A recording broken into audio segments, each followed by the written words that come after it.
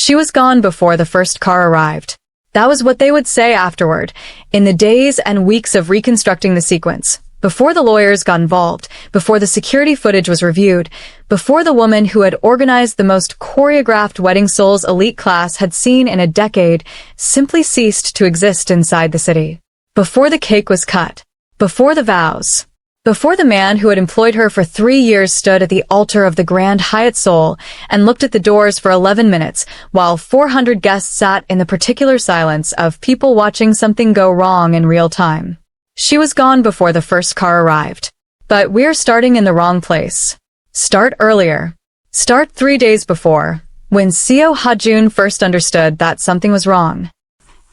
Her name was Imara Adeyemi, and she had been Ha-jun's assistant for 3 years, for months, and if you were counting, which she always was, 17 days. She had come to the position from a project management background in Lagos, had been recruited by a Seoul-based executive search firm that specialized in placing bilingual African professionals in Korean corporate environments, and had arrived in this country with 2 suitcases, a master's degree in business administration, and the very specific skill of making extremely complicated things appear effortless.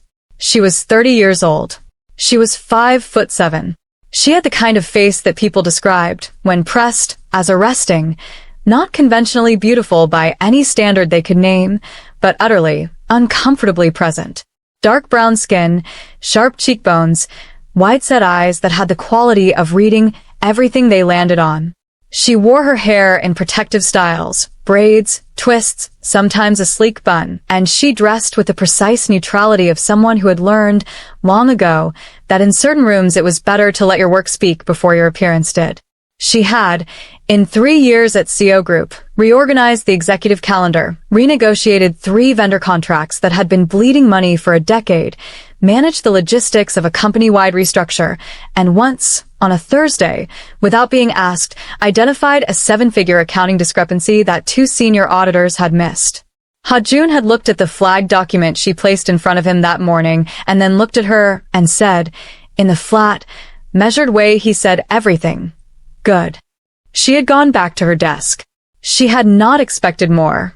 She had told herself for 3 years that this was fine. Seo Ha-jun was 38 years old, the second-generation chairman of Seo Group, a conglomerate with interests in construction, pharmaceuticals, and technology, and the most controlled person Imara had ever worked for. He was not cold, exactly. He was contained. Like a river with very high banks. The force of the current was obvious, but the water never spilled. He was also, as of 8 months ago, engaged to be married. Her name was Yoon Se-ra. She was 33, the daughter of a shipping magnate, educated in London, immaculately presented at all times, and possessed of the specific warmth of a woman who has been trained from childhood to be warm in exactly the right ways at exactly the right moments. She was not unkind. She was perfectly calibrated. She and Ha-jun moved through the world together with the ease of 2 people who fit each other's requirements, which was not, Imara had observed quietly and without comment, the same thing as fitting each other. The wedding was in 3 days. Imara had planned most of it. The thing she noticed first was the folder. She had been in Ha-jun's second office, the one used for private meetings, that she accessed maybe twice a week to retrieve or deposit documents, retrieving a contract that needed his signature before end of day. The folder was on the edge of the desk, not where she had left it. Not where anything was ever left, because in 3 years she had learned the precise geography of his working spaces and nothing was ever displaced by accident. The folder was labeled, in his handwriting, Seo Yoon Marriage Contract, Revision 4. She had helped draft Revision 1. She had not known there had been a Revision 2, 3, or 4. She replaced the contract she'd come for. She left the second office. She did not touch the folder. But she remembered the date on the top right corner of the visible page. It was dated 2 weeks ago. 2 weeks before the wedding. And the visible line, just one, before she had closed the folder and stepped back, read, in the event that either party wishes to dissolve the arrangement within the first 5 years, the following asset transfer schedule shall apply. Not a marriage, an arrangement. She told herself this was none of her business. She was right. It was none of her business. She went back to her desk and worked until 9 o'clock, which was normal, and then she took the subway home and made jollof rice and did not think about it. She almost succeeded. The second thing she noticed was the phone call. She was not supposed to be in the corridor at that moment. She had come back to the office at 7:30 in the morning, earlier than usual, because there was a vendor presentation at 8 that required her presence, and she was passing the door of the chairman's office when she heard his voice, low and clipped, in the specific tone he used when he was saying something he would not have said to a full room. The Yoon Group stake is contingent on the marriage completing. I understand that. I have always understood that. What I am telling you is that the personal component has become complicated. And I need to know whether the business arrangement can survive if the personal one does not. A pause. No. That is not what I am asking. I am asking whether there is another structure. Another pause. Longer. Fine. Then we proceed as planned. She walked past the door. She kept walking. She found a bathroom at the end of the corridor and stood with her hands on the sink and looked at herself in the mirror for a long, steady moment. The personal component has become complicated. She knew what that meant. She had known, she realized, for longer than she had admitted. She had known from the morning 6 months ago when she had arrived at the office early and found him standing at the window with his coffee, looking at the city, and he had said without turning, "Imara, how do you know when something is right?" And she had said, very carefully, I usually know when something is wrong and work backward from there. And he had said, still not turning, "Yes, that sounds right."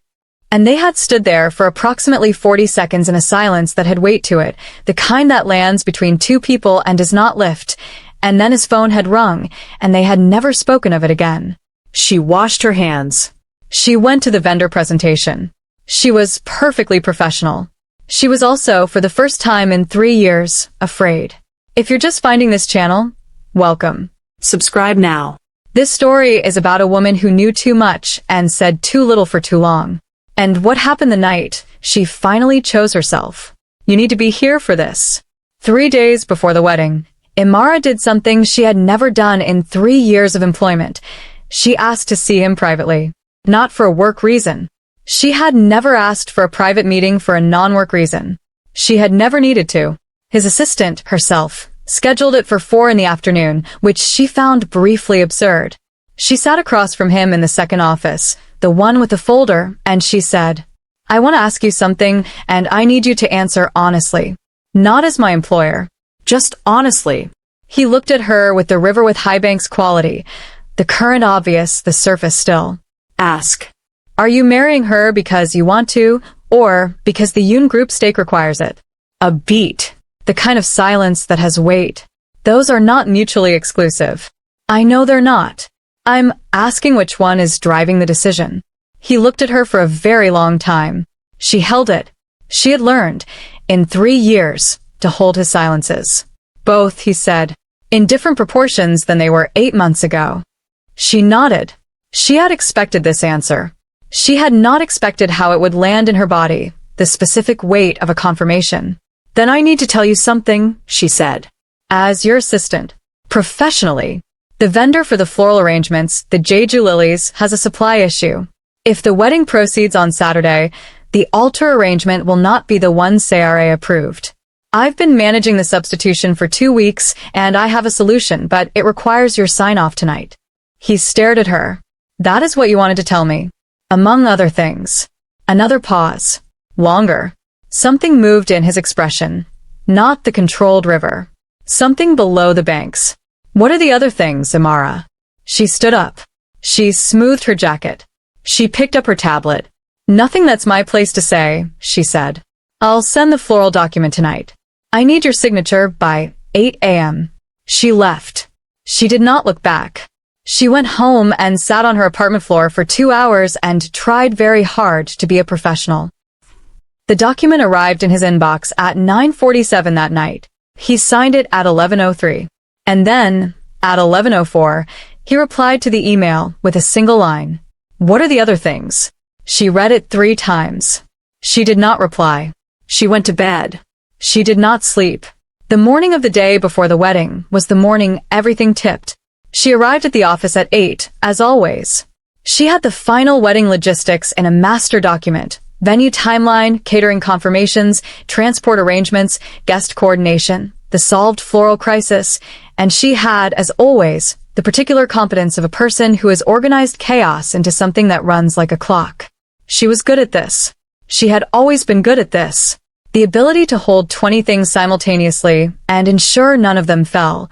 This was her particular gift, and she had given it entirely for 3 years to a man who paid her well and saw her clearly and had never once, not once, allowed himself to say anything about what was visible in the 40 seconds of weighted silence at the window, or the late nights when they were the last two people in the building and the conversation moved past work into the territory of actual things, or the moment 3 months ago when she had been showing him a site plan and his hand had reached past hers for the document and stayed there, 1 beat longer than necessary, and they had both gone very still, and then he had cleared his throat and the moment had passed, and they had never acknowledged it. 3 years of this. She was very good at her job. She was very tired. The bride's mother called at 9:30. Madame Yoon was not unkind either. This seemed to be a family trait, but she had a quality of directness that Imara had learned to navigate with care. "I want to speak about the assistant," Madame Yoon said, which was her way of speaking about Imara while Imara was on the phone. "I'm listening," Imara said. "Seo has mentioned, and I want to be measured about this, that she finds the working relationship between her fiancé and yourself somewhat." A precise pause. "Intimate." Imara kept her voice very even. "I can assure you that our relationship is entirely professional, Madame Yoon. I don't doubt your professionalism. I am speaking about something else. A woman knows these things. Seo is not a fool. And I am asking woman to woman, outside the professional context, whether there is anything I should know before my daughter walks down that aisle." The office was very quiet. The Han River was visible through the window, silver in the autumn morning. Imara thought about the window at 6 months ago. The 40 seconds. The hand on the document. The unanswered email at 11:04. "No," she said. "There is nothing you should know." A pause. "Good," said Madame Yoon. And hung up. Imara put the phone down. She put both hands flat on the desk. She breathed. She was lying. Not about herself. Her conduct had been, at every moment, professional. She was lying about him, about the proportions that had shifted, about the phone call in the corridor, about the things she had heard in his voice when he said complicated and had recognized instantly because she had been feeling it herself for a year and had filed it in a box marked, "Not your business, not your life, dear job." She was lying to a mother who was about to watch her daughter marry a man whose proportions had changed. She stayed at her desk. She finished the logistics document. She confirmed the transport arrangements. She sent 17 emails. At 1:30, Ha-jun called her into the second office. He was standing when she entered, not at the window, at the desk with the marriage contract folder open in front of him, and a quality about him of a man who has made a decision and is working through what it costs. "Close the door," he said. She closed it. "Madame Yoon called me this morning," he said. "She called me first." He looked up. Something sharpened in his expression. "What did you tell her?" "That there was nothing she should know." A pause. Long. The full weight of it. Was that true? She looked at him across the desk. Across 3 years. Across every 40 seconds that had accumulated into something she had been managing with professional discipline for longer than she wanted to admit. Professionally, yes. His jaw moved. Slightly. The way it moved when he was processing something he had not anticipated. "Imara." "Don't," she said. Her voice was completely steady. "Don't say my name like that unless you mean something by it. You are getting married tomorrow. I have organized every detail of the wedding you are getting married at tomorrow. I have confirmed the cars and the flowers and the seating chart and the private dinner for the family the night before, and I have done all of it with complete competence because that is my job and I am good at it. And I need you to not say my name like that." He was very still. The room was very still. "Like what?" he said. "Like it means something. A beat. The kind that has weight." He looked at her. She looked back. And she saw it, clearly, fully, without the shield of professional distance, what had been living under the high banks of the river for a year. She picked up her tablet. She headed for the door. "I'll have the final brief on your desk by 5, she said. Imara." She stopped. She did not turn. "It does." She stood very still with her hand on the door. "It does mean something," he said. "I need you to know that. Whatever happens tomorrow, I need you to know that." She opened the door. She walked out. She went directly to the bathroom at the end of the corridor and stood with her hands on the sink and looked at herself in the mirror. This time, she was not afraid. She was something much more complicated than afraid. Drop a comment right now. What would you have done? Would you have stayed? Would you have spoken sooner? Tell me. Because what she does next is the part of the story that is going to stay with you. She finished the day. Every email, every confirmation, every final check. She delivered the brief at 4:58, 2 minutes early, because she was always 2 minutes early. She said good evening to the security guard at the lobby desk. She took the elevator down. She walked through the revolving glass doors into the autumn Seoul evening, the ginkgo trees lining the boulevard dropping their yellow leaves in the specific way they do in October, like a deliberate letting go. She walked to the subway. She did not go home.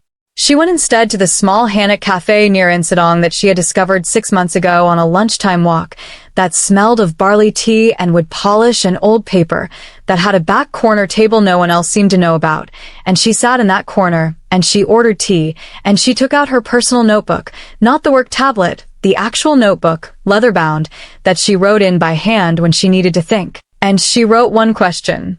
What do you want? She sat with that question for a very long time. Around her, the cafe moved in its quiet way, the owner moving between tables, a couple near the window speaking in low voices, the smell of the tea and the old wood, and the autumn light coming through the paper screens. Seoul outside, doing what cities do, moving, indifferent, enormous. She wrote the answer. She crossed it out. She wrote it again. Her name was Ngozi, Imara's oldest friend, Lagos-born and Seoul adjacent, currently based in Busan, where she taught at a university and wrote poetry and had an uncanny capacity for arriving at the essential truth of a situation within approximately 4 minutes of hearing it. Imara called her at 7:30. "Tell me," Ngozi said, by way of greeting. Imara told her. All of it. The folder. The phone call in the corridor. The 40 seconds at the window. The hand on the document 1 beat longer than necessary. The unanswered email. Madam Yoon. The second office at 1:30. The door. What he had said.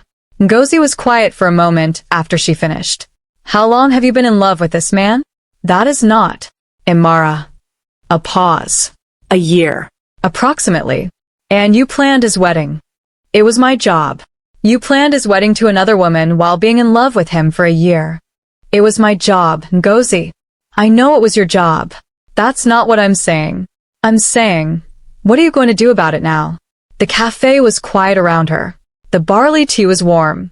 The autumn light was gone now, the paper screens holding the lamplight inside like a lantern. "He's getting married tomorrow. He said it means something. That doesn't change tomorrow. It changes whether you're there for tomorrow." Imara. Ngozi's voice was gentle and completely relentless, which was exactly what Ngozi always was. "You have spent 3 years being the most competent person in that building, and you have given all of it to a man who sees you, who clearly sees you, and you have never once let yourself be seen back. Not fully. And now he's 1 day away from marrying someone else, and he told you it means something. So, I am asking you, what do you want?" She looked at the notebook. At the answer she had written twice and crossed out once.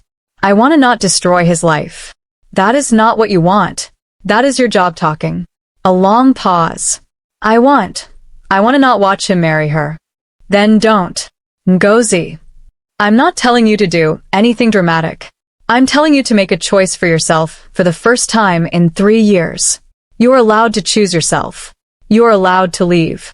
You are allowed to stop organizing other people's lives and decide what you want yours to look like." She closed the notebook. She wrapped both hands around the tea. "If I leave," she said, "the floral substitution brief needs to go to the venue coordinator by 9 a.m. The car arrangements for the family." Imara.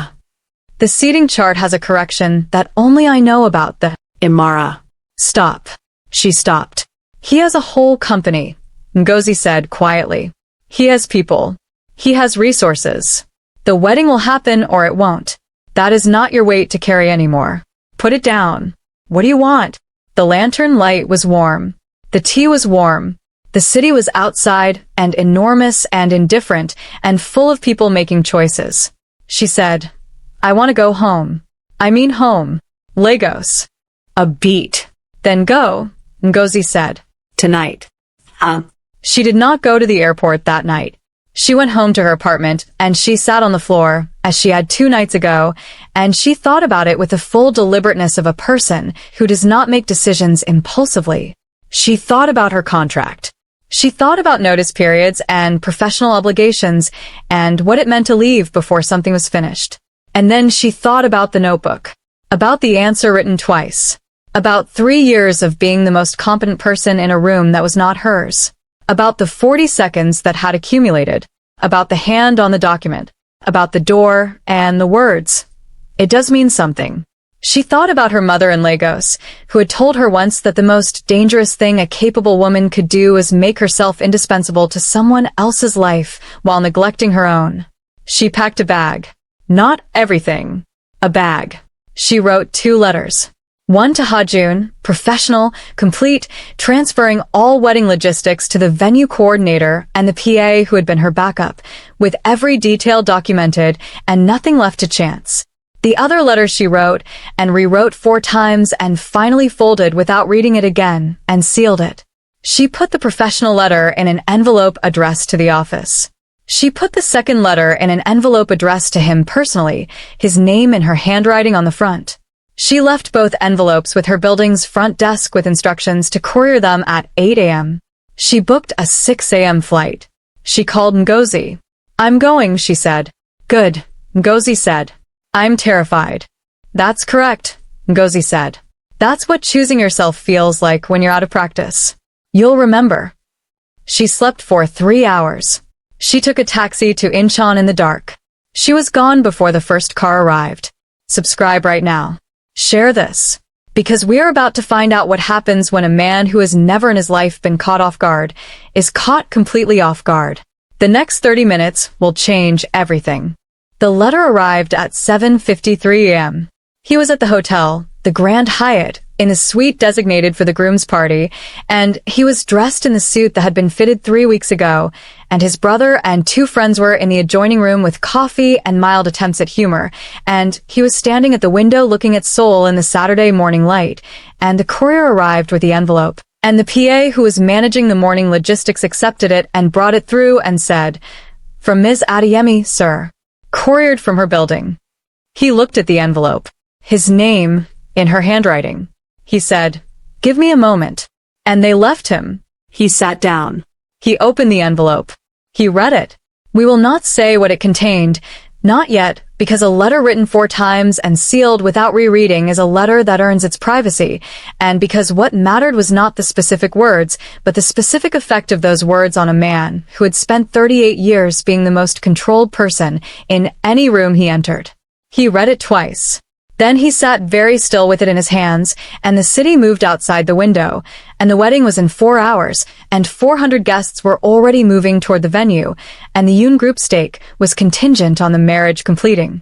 And he thought about the 40 seconds at the window, the hand on the document, the email at 11:04 that she had not answered, the second office yesterday. It does mean something. He thought about Seo, who was in her own suite right now, being prepared for a wedding she had planned for 8 months, who was not unkind, who was perfectly calibrated, whose own proportions he suspected had shifted in ways she had not told him either. He thought about revision 4 of the marriage contract and the phone call to his lawyer and the word complicated. He thought about what kind of man he was. He had always believed himself to be the kind of man who finished what he started, who honored commitments, who understood that in certain spheres, personal and professional were not separable, and that the discipline required to hold that line was a form of integrity. He had never considered that integrity and honesty might, in certain moments, require different things. He called her. It rang 5 times and went to voicemail. He called again. Voicemail. He stood up. He walked to the window. He stood there the way he had stood 6 months ago when he had asked her, "How do you know when something is right?" And she had said, "I usually know when something is wrong and work backward from there." He called Seo. She answered on the second ring. Ha-jun. "I need to talk to you. Not over the phone. Is there a way?" A pause. Then, in a voice that told him she had been waiting for this call longer than this morning. "My sweet, give me 20 minutes.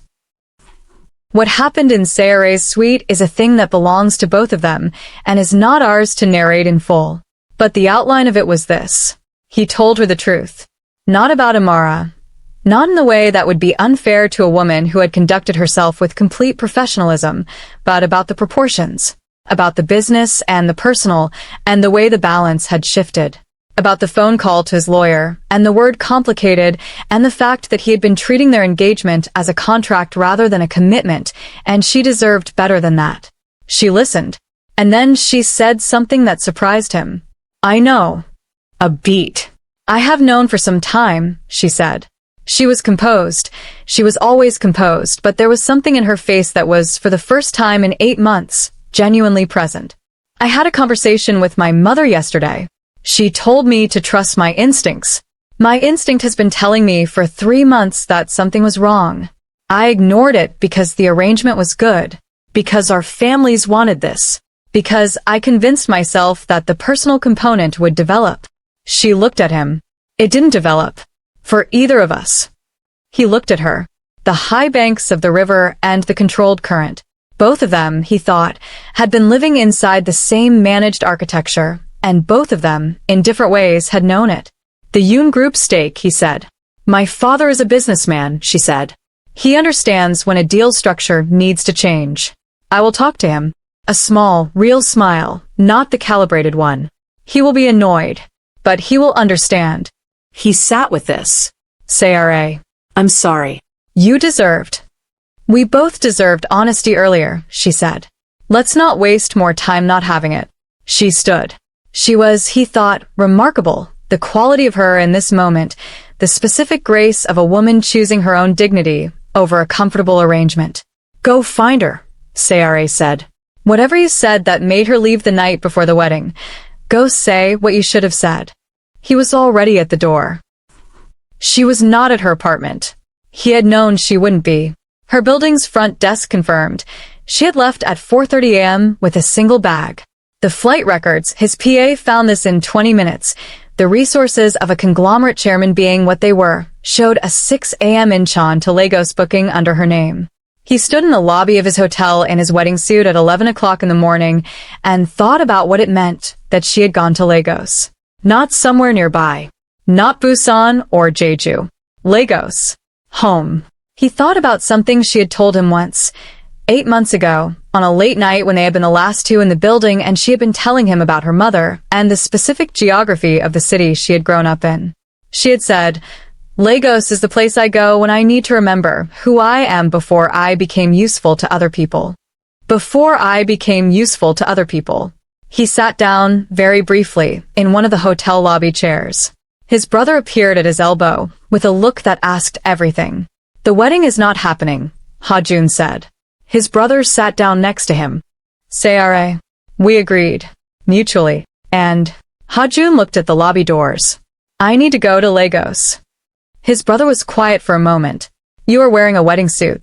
"I am aware." "And you are going to Lagos." "There is a 3 p.m. flight." His brother looked at him for a long moment with the specific expression of a person watching someone do something that is either very right or very chaotic and has not yet declared itself. "Change your suit first," he said. "Stop everything.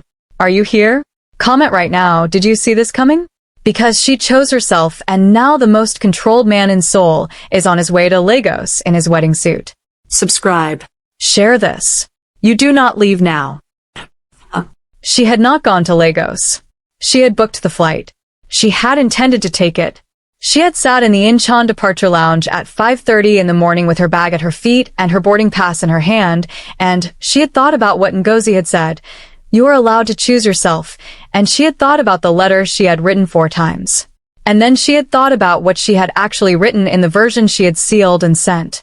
She had written, among other things, "I am leaving because staying would cost me something I cannot afford to keep paying. Not because of you, because of me. Because I've spent 3 years being the most useful person in your life, and I would like, before I am 40, to find out what I am when I am not useful to anyone. I hope the wedding is everything it should be. I hope you're happy." I mean both of those things completely. She had also written, in the final paragraph, the things she had crossed out and rewritten, "I think you already know what I haven't said. I think you've known for longer than I have. I'm not telling you to do anything about it. I'm telling you because you asked me what the other things were and you deserve an honest answer. The other thing is that I love you. I have for about a year. It has been entirely my problem and I have managed it completely professionally and I am proud of that, and I am also very tired of it. Goodbye, Ha-jun. Thank you for seeing me, even when I made it difficult." She had sat in the departure lounge and thought about those words in his hands. And then she had stood up. She had picked up her bag. She had walked back, through security. She had not gone to Lagos. She had gone, instead, to the Hana Cafe near Insadong. Her corner table. A cup of barley tea. Her notebook open to the page with the answer written twice. She did not know what she was waiting for. She told herself she was not waiting for anything. She was very bad at lying to herself. He found her at 2:15 in the afternoon. Not because he was looking in the right places, though he was. Because 3 years of proximity to a person who reads rooms by instinct teaches you, if you are paying attention, how their mind moves. He thought about where she would go when she needed to think. He thought about the once-mentioned cafe near Insadong, the corner table, the barley tea. He walked in. He saw her immediately. She was at the corner table with her notebook and a cup of tea, and she looked up when he walked in, and the expression on her face in that first unguarded second was the most honest thing he had ever seen from her. 3 years of management dissolving in an instant into something completely undefended. He was in a dark coat over a plain dark suit. Not the wedding suit, his brother's good advice taken. He looked, she thought, like himself. Not the CEO. Not the controlled river. Just Ha-jun, standing in a small cafe in Insadong, finding her. He sat down across from her. Neither of them said anything for a moment. The cafe was quiet.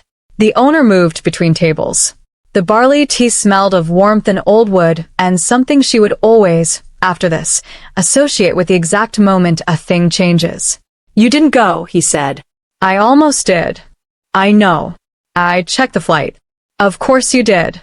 A small silence. "The wedding," she started, "is not happening. Sarah and I agreed this morning. Mutually. She is a remarkable person.